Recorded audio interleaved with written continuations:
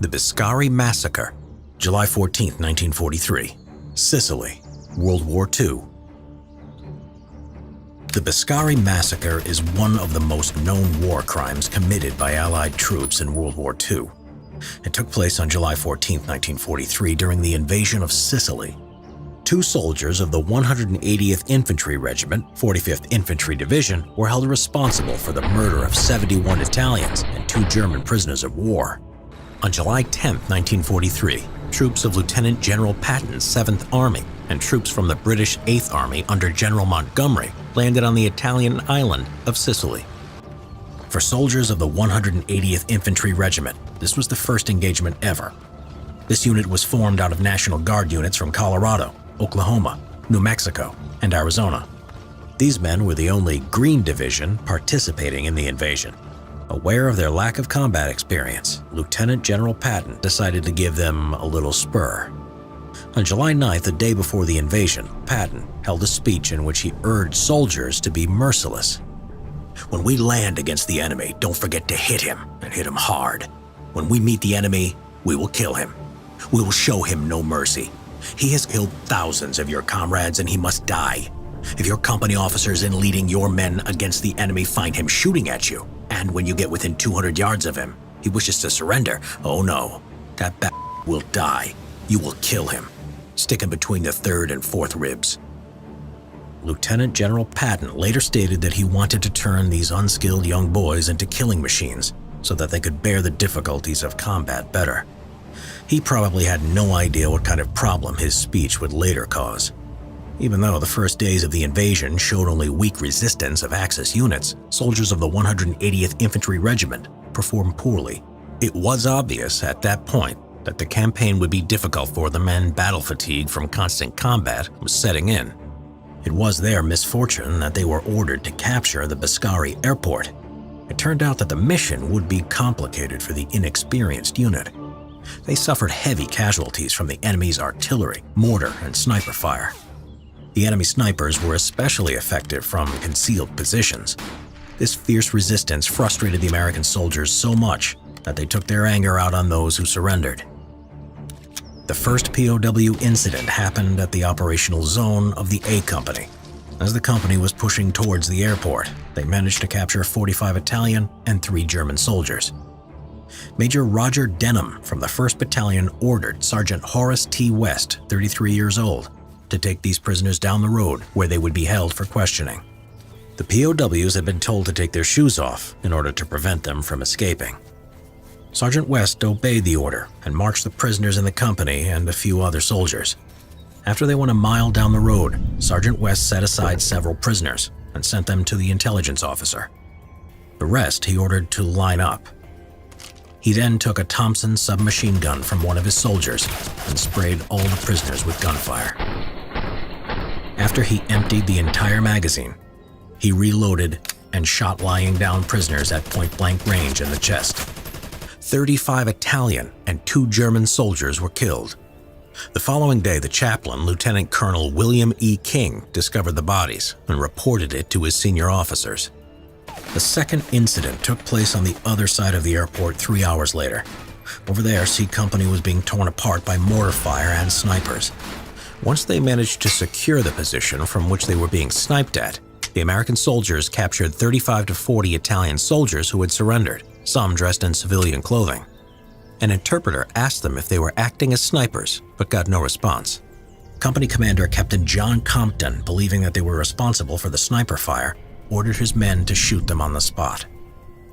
11 of his soldiers obeyed the order and lined up the captured Italians. Some of the prisoners who realized what was going to happen started to run, at which moment the American soldiers opened fire. All of the Italian prisoners of war were killed. It didn't take long for Lieutenant General Omar Bradley, commander of the 2nd Corps to which the 180th Regiment belonged, to find out about both incidents. He reported it to Lieutenant General Patton, who dismissed the accusations as an exaggeration. He also suggested the whole thing to be covered up so it wouldn't disturb the press. Bradley, however, insisted on conducting the investigation and that both West and Compton should be tried for murder. Patton eventually gave in and both were arrested and put on trial. In the trial, both men pleaded not guilty since, as they stated, they were acting under Lieutenant General Patton's orders given during a speech before the invasion. However, such a defense was not applicable in both cases. Sergeant West was accused of executing prisoners of war who had already surrendered, and that he did it in cold blood. It was pointed out that he had taken another magazine to shoot them again. For his crime, Sergeant West was sentenced to life imprisonment. His good service was the only thing that saved his life. The investigations ended abruptly in 1944 at the fear that the incident might have leaked to the U.S. public and the fear of repercussions on U.S. POWs in Axis hands. On the 23rd of November 1944, West was released from prison and reactivated to the rank of private. After the war, he was honorably discharged. Captain Compton, on the other hand, was acquitted and resigned to another unit. He was killed in action on November 8, 1943. The trial only dealt with 2 cases that totaled almost 80 victims. The exact number of those killed is unknown, as other incidents at Boscari were not brought to court. Both records of the trial were classified as secret and kept far from the eyes of the public for years. George H.W. Bush, the president who avoided being eaten by cannibals in World War II. George Herbert Walker Bush was the last U.S. president that served in combat. There were a number of his predecessors who also paid their debt to the country, but George Bush's experience was completely unique. He managed to evade the gruesome death of being eaten by Japanese soldiers. When the Japanese forces attacked Pearl Harbor on December 7, 1941, George Bush was only a 17-year-old teenager. He was attending the last year of the Phillips Academy University Preparatory School in Andover, Massachusetts. In the days after the attack, the people of the United States experienced a rush of patriotism. It was the same case with young Bush, who wanted to enlist as soon as possible so he could serve his country. Since he was still underage, his first idea was to enlist in Canada, but he changed his mind due to his strong wish to serve as an aviator in the U.S. Navy. As soon as he graduated and turned 18 on June 13, 1942, George Bush signed up for the U.S. Naval Reserves. 1 year after he joined the Navy, he was commissioned as an ensign. Many believed at the time that he was the youngest pilot in the U.S. Navy, as he was only 19 years old. It didn't take long when in the spring of 1944 he was sent as a pilot to the USS San Jacinto light aircraft carrier. He arrived just in time to participate in the campaign of island hopping against Japanese-held islands in the Pacific. Still a youngster, George Bush became an experienced pilot after fighting over Marcus and Wake Island. He also participated in one of the largest air combats in the war, the Battle of the Philippine Sea in June 1944. In the final day of the battle, after returning from the mission, Bush had to make a forced landing on the water. It was his first crash in the war. Luckily, he and his crew were rescued by the destroyer USS Clarence K. Bronson. The second one, however, was far more dramatic. As American forces were rolling northwards on the Pacific, they commenced a campaign on the Bonin Islands in August 1944. It was the same month when George H.W. Bush was promoted to Lieutenant Junior. On September 2nd, Bush received an order to fly in a group with 3 other bombers towards the island of Chichijima. Their mission was to destroy a very important radio tower that was located on the island. As soon as they appeared in the skies over the island, they were attacked by the strong anti-aircraft defense. Bush's plane was hit at the moment when he started to dive towards the target. Neglecting the fact that his plane was on fire and the entire cockpit was full of smoke, Bush continued to dive until he realized the bombs had hit and damaged the radio tower. It was only then that he turned his blazing plane towards the USS San Jacinto. Once they were far enough from the island, Bush and 2 other crew members bailed out of the plane. As he was descending, Bush observed his plane hitting the water and disappear into the waves. Moments after, as he hit the water, his struggle began. With a heavy, soaked flight suit, wounded head, and eyes still burning from the smoke in the cockpit, Bush had to fight to stay on top of the water. His fortune was that he landed in the vicinity of a life raft. When he got a hold of it, he inflated it and climbed aboard. The misfortune was that the winds were pushing him closer towards the Japanese-held island, so Bush had to paddle with his arms to stay as far away as possible. At one point, he was spotted by the Japanese, who sent boats to capture him. but these were repelled by American fighter planes. For 4 hours, George was floating in his raft as fighter aircraft were flying above his head to protect him. Finally, he was rescued by the lifeguard submarine, USS Finback. Several other airmen were shot down and also escaped by bailing out, but they would not be so lucky. Those 8 aviators who were captured suffered severe torture from the Japanese squad on the island. They were either beaten or stabbed with sharp bamboo sticks, after which they were killed. The most horrifying part was that the bodies of 4 of them were used to prepare a meal for the Japanese officers.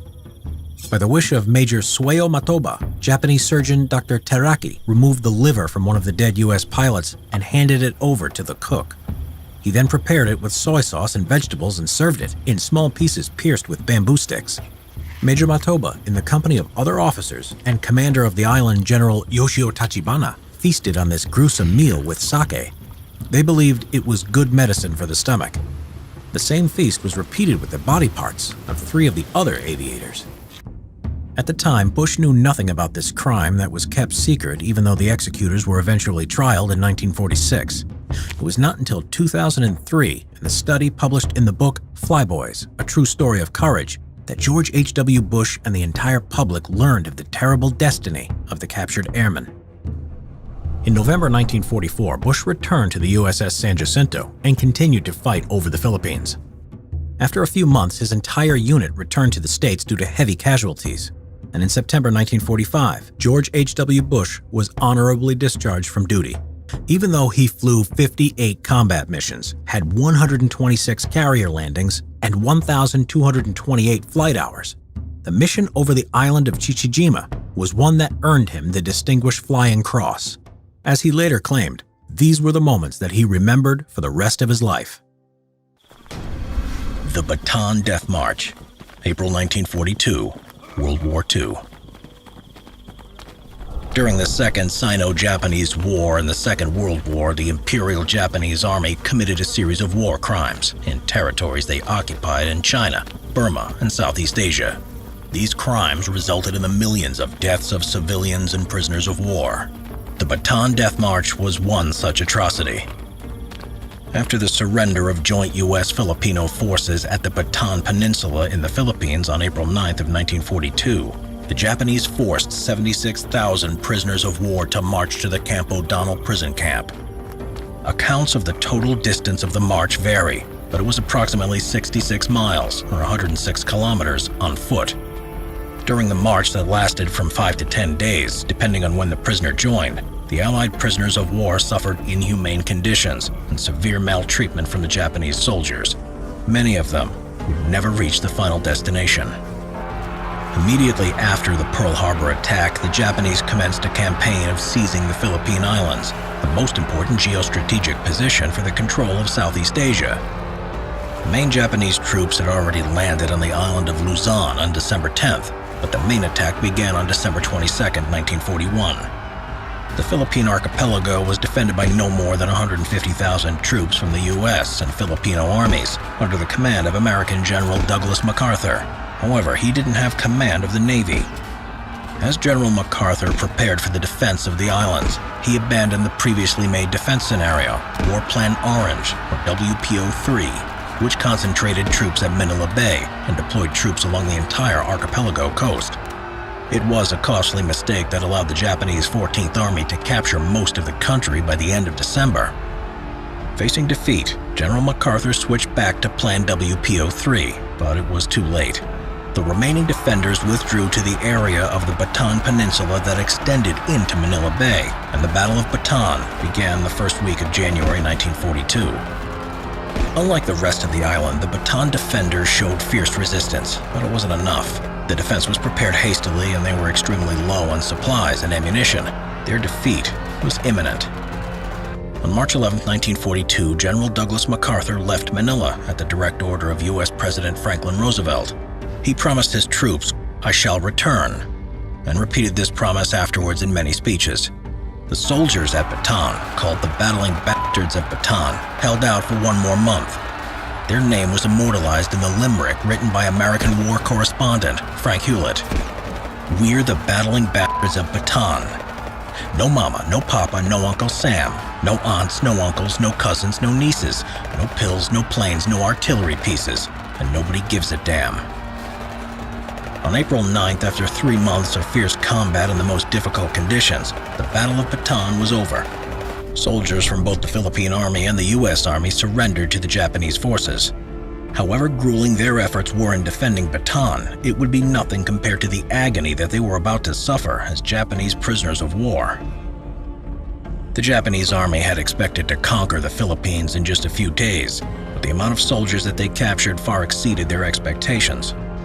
They had expected to capture around 30,000 prisoners, but the reality was that 76,000 American and Filipino soldiers had laid down their arms. It became a tremendous logistical problem for the Japanese, who were able to provide neither transport nor food for such a large number of prisoners. Besides this, the Japanese army in general suffered from a shortage of motor transport.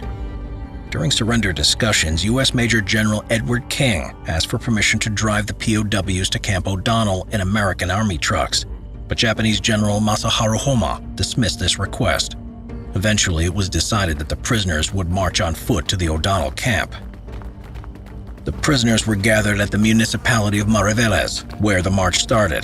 The route went along the coast of Manila Bay to the town of Lubao, and then to the San Fernando train station. From there, the plan was to transport the prisoners by railway to Capas, and then on foot an additional 8 to 10 miles, or about 14 kilometers, to Camp O'Donnell. At the moment of their surrender, the U.S. and Filipino soldiers were already exhausted by the arduous combat with the Japanese troops. They were also suffering from malnutrition because of their reduced food rations during the final stages of the Battle of Bataan. For the men already in such a bad state, the 66-mile march was sheer torture. The Japanese forced them to march 25 miles per day, which was the average marching speed for the Japanese soldiers. Even in the best of conditions, the American soldiers normally marched only 15 to 20 miles per day. Contrary to what was planned, the caravan moved slowly, as at times they had to make way for the Japanese troops moving southwards. The march lasted for days. While the first contingent of prisoners finished the march in 5 days, the last of them arrived at the camp after 10 days. During the entire length of the march, the prisoners were exposed to direct sunlight and tropical temperatures of over 100 degrees Fahrenheit, making them feel even more exhausted. The fact that they were denied food and water only made the journey more agonizing. Faced with a substantial number of POWs, the Japanese did not have enough food or supplies for them all. As the Japanese soldiers were the priority for receiving food rations, the prisoners only received 1 meal during the entire march, if they were lucky to receive food at all. Most prisoners had their first meal only when they arrived at the prison camp. What was worse than the hunger was the lack of drinking water, which the Japanese guards intentionally deprived the prisoners of. A lot of soldiers went mad from thirst and ended up being shot by Japanese guards. Others were so desperate that they drank the water from wallow pits and ditches that were filled with animal waste.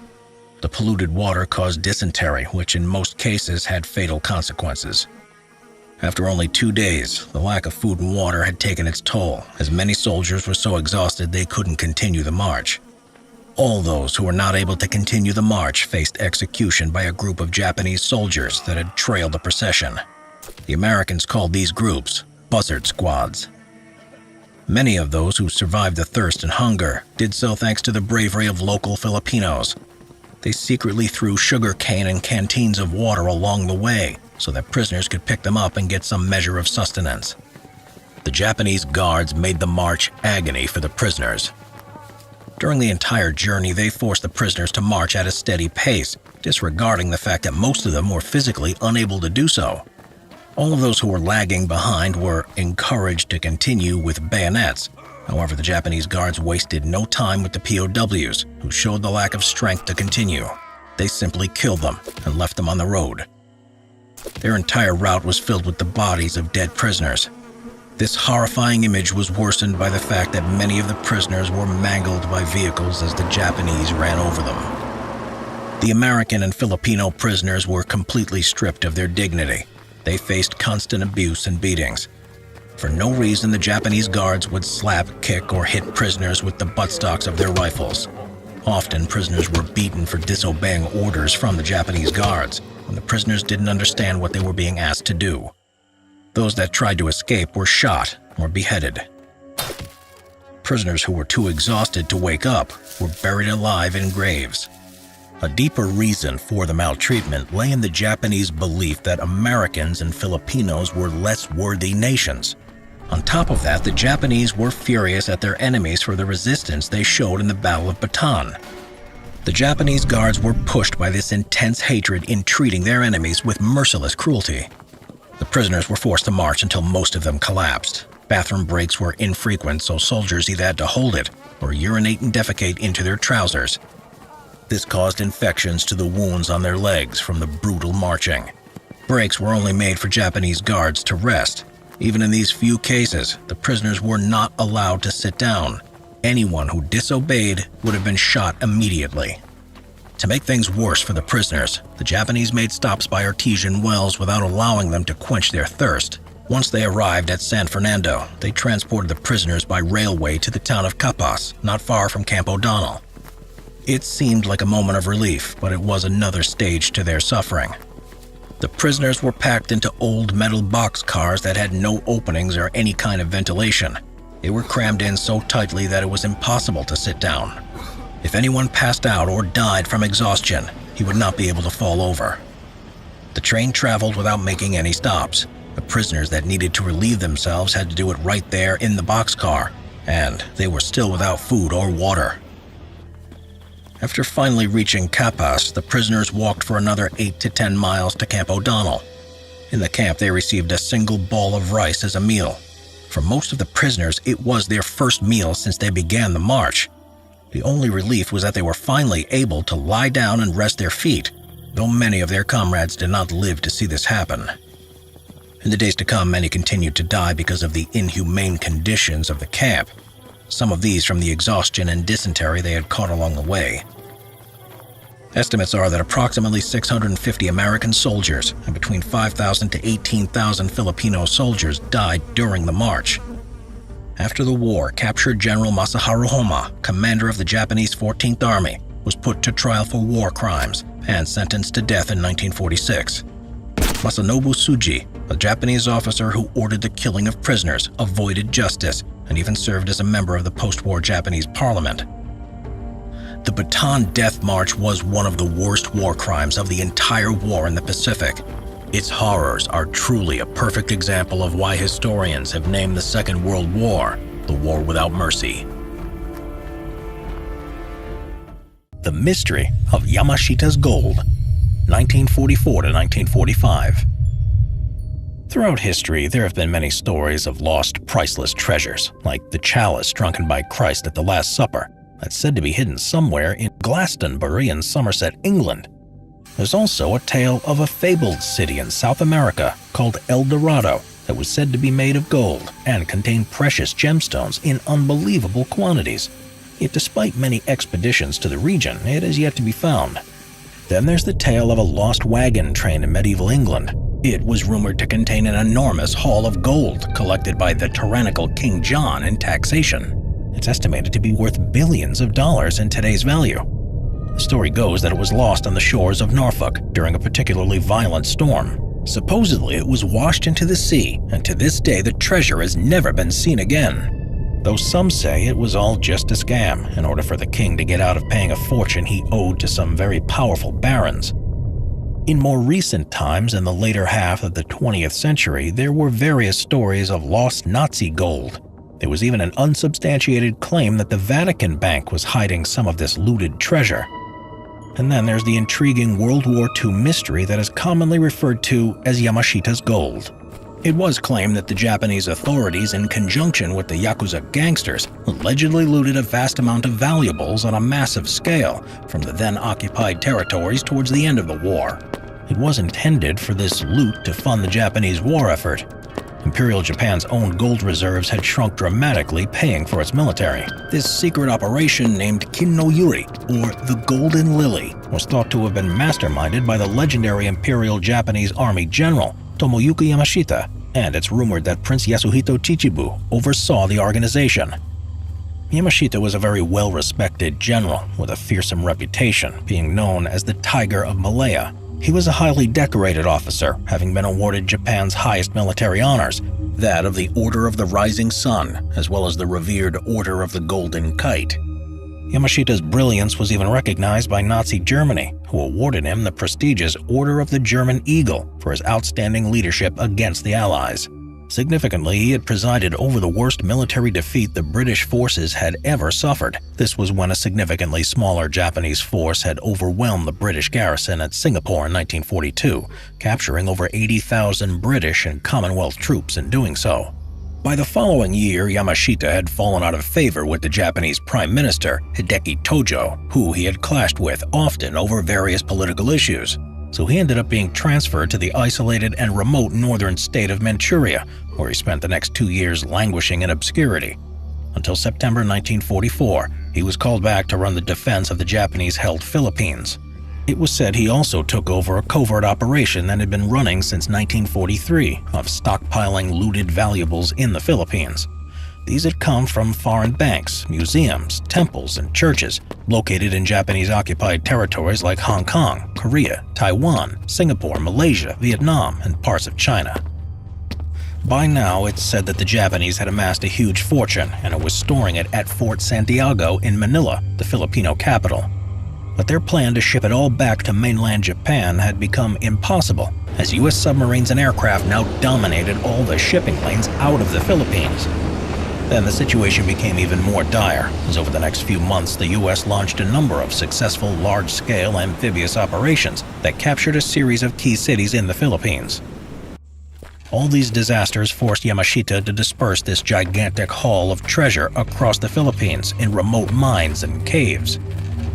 In order to make this possible, Allied prisoners were used to dig the intricate tunnel systems, and once the gold was safely stashed away, they were executed and buried along with the treasure. It is also said that Japanese officers even had their own engineers killed as well, to protect the secret locations of the gold.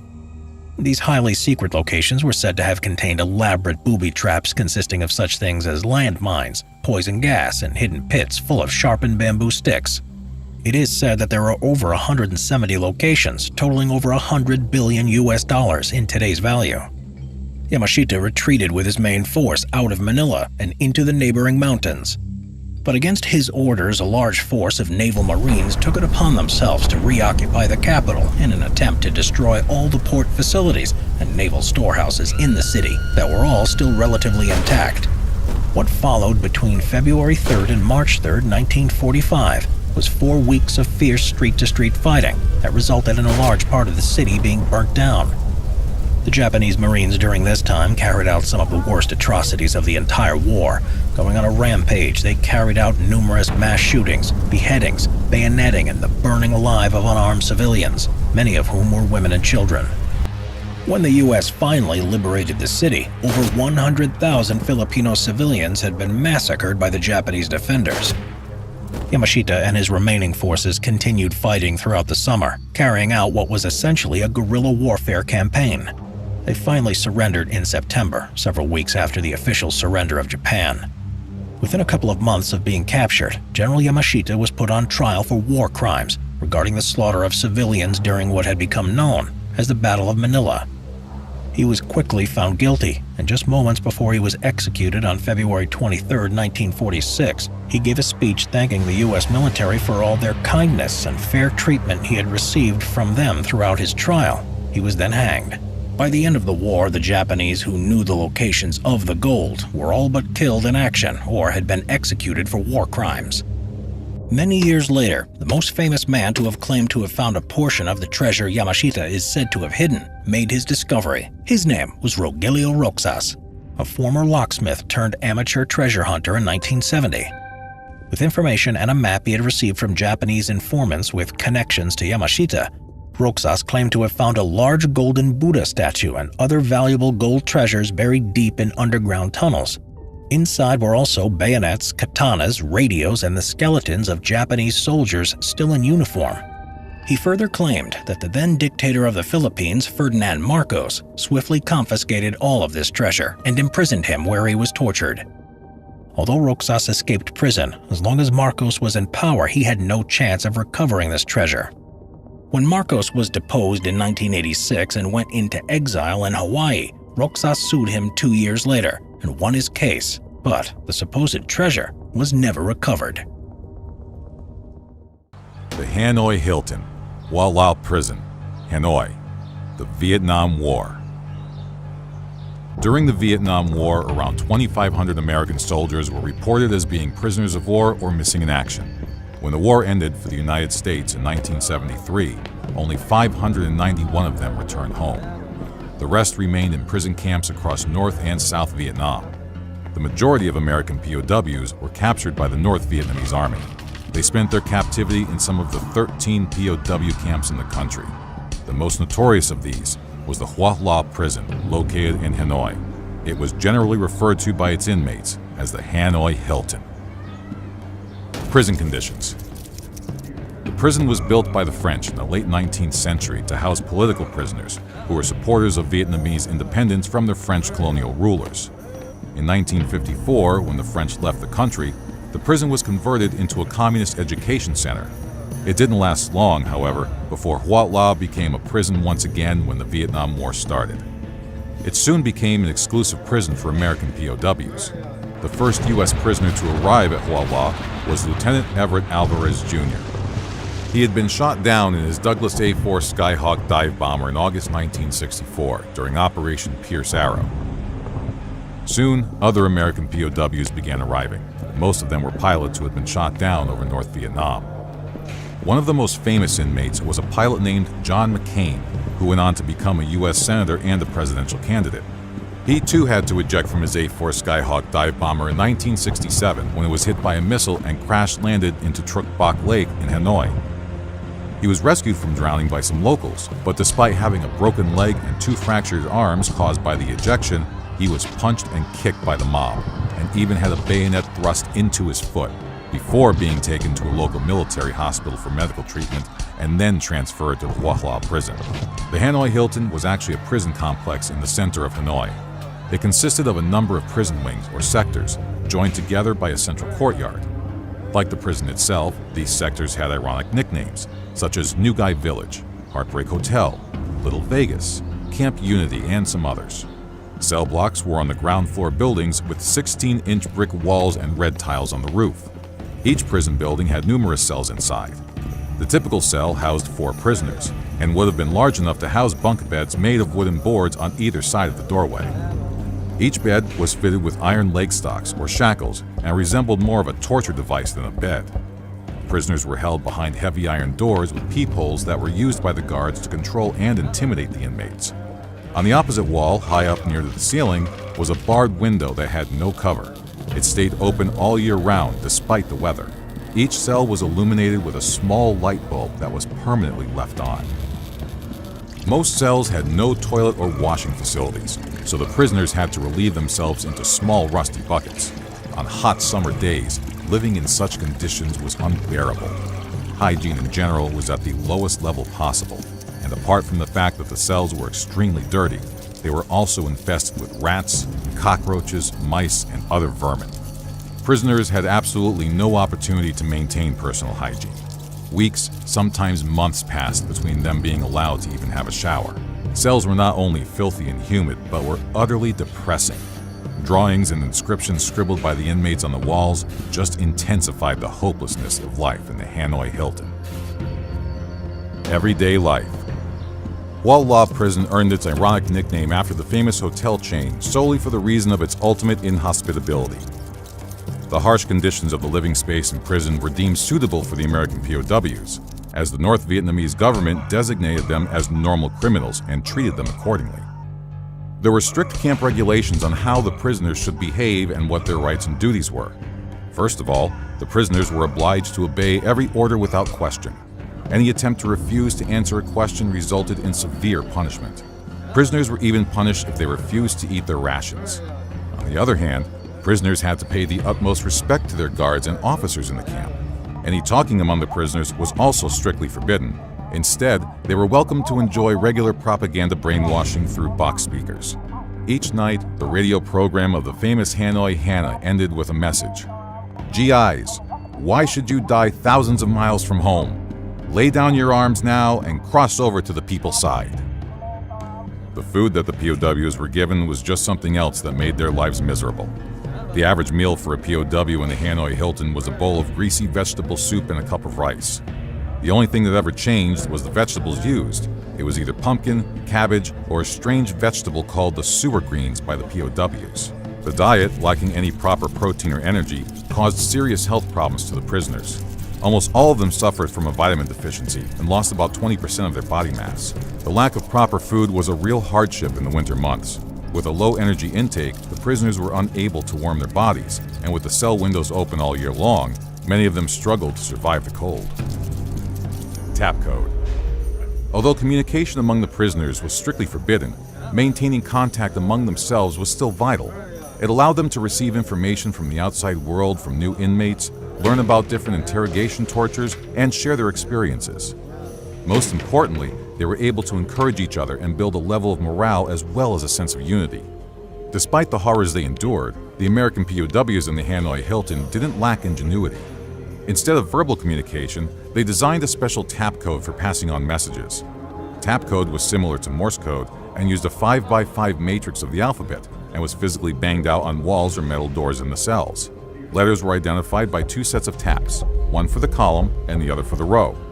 Prisoners standardized abbreviations in order to ease communication via the tap code. There was even a simple system for encrypting messages. It was a perfect way of communication of which the North Vietnamese guards were completely unaware was going on. Torture. Life in the Hanoi Hilton was bad enough as it was, but prisoners were constantly exposed to torture. They could be tortured for several reasons: to impart information, to be forced to cooperate, or just purely for the guards' entertainment. Most tortures were held during the interrogations. The first level was psychological torture. Prisoners were exposed to isolation, starvation, sleep denial, and constant brainwashing sessions. After only a few days of such treatment, their ability to resist further interrogation decreased significantly. The American POWs usually managed to withstand this kind of torture, much to the fury of their interrogators, who would then resort to the physical torture.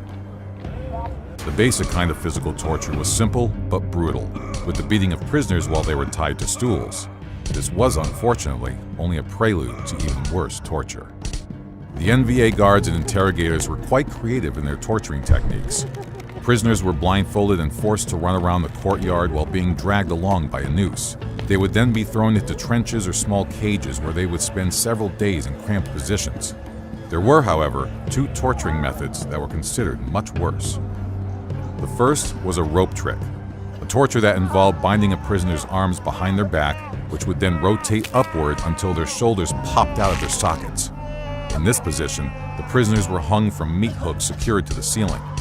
There was a variation of this method that involved tying both hands and feet together and then binding the hands to the ankles behind the back. To make the method even worse, while hanging from the ceiling, some prisoners were often brutally beaten with sticks. The second method was the twisted cuff treatment. Prisoners had their arms tied behind their backs with handcuffs that had a ratchet attached. The cuffs were then tightened to a degree where two bones bent together as one. There were examples where both of these sadistic methods were used together. Unfortunately for the American prisoners, torture didn't stop with the interrogations. Even during their stay in the cells, POWs were exposed to abuse by having their legs placed in iron shackles at the bottom of the bed. In addition, iron pipes were installed to put pressure on the shins. Prisoners lay in such positions with their hands tied behind their back for days on end. All that time, they had to defecate where they lay, and this would attract the rats and cockroaches that would crawl all over their bodies. On top of everything, the lack of medical care after the torture was also a kind of maltreatment, especially because the guards enjoyed picking at the prisoners' wounds. The worst period for torturing was after the failed escape plan in the spring of 1969. However, it all stopped in September, the same year the Vietnamese leader Ho Chi Minh died. It was practically impossible for any prisoners to withstand this continuous torture and abuse, and eventually each of them reached his breaking point. The interrogators would manage to extort some kind of information or confession from them. However, prisoners had their own way of manipulating their interrogators. Many of the coerced confessions were made up and full of nonsense. One such confession came from an airman who promised to not fly any further missions against the North Vietnamese. He called himself Lieutenant Clark Kent, who was, of course, better known to the American public as Superman, the comic book hero.